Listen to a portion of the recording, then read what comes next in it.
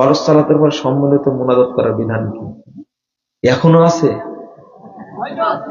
হ্যাঁ, ওই যে বললাম গোড়া, আপনারা কি গোড়া? আচ্ছা, গোড়ামি করেন কেন?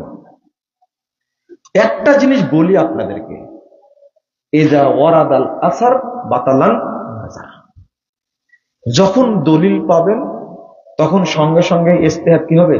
বাতিল হবে। আমাদের সমস্যা হলো একটা, যেমন আমরা একটা খুতবা বানাইছি, জানেন? বলবো খুতবাটা, ইন্নাল হামদালিল্লাহ, তারপরে কি বলেন? ওয়াসসালাতু ওয়াসসালামু আলা রাসূলিল্লাহ, সংক্ষিপ্ত।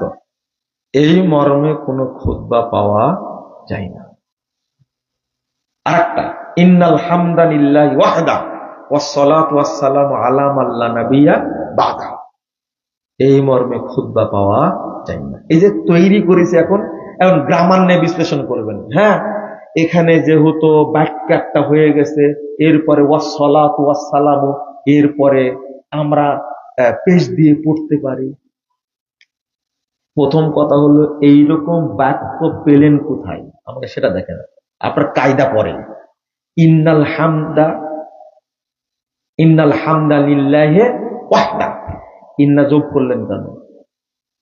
পৃথিবীর বিদ্বানগণ এই খুতবাটা পড়েননি? আলহামদুলিল্লাহি ওয়াহদা ওয়াসসালাতু ওয়াসসালামু আলা মান লা নাবিয়্যা বা'দা। এখন নিজে নিজে ভুল করে ফেলেছে, যদি ইন্না বসা দিছে যায়, তো ওয়াসসালাতু ওয়াসসালামু হওয়ার কথা না।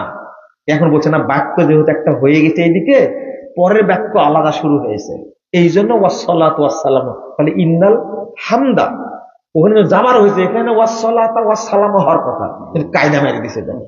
কায়দা মেরে দিছে। প্রথম কথা, যে নিজে একটা তৈরি করে কায়দা খুঁজে ভুলটা সংশোধন করার চেষ্টা করে, এইটা হলো আমাদের কি নেচার। আগে চিন্তা করবেন, এই আমলটা করি, এর দলিল আছে কি না, এইটা দেখবেন আগে। জিদটা যা জীবনে করে আসছে ওটাই করব, এটা মানুষের জিদ না।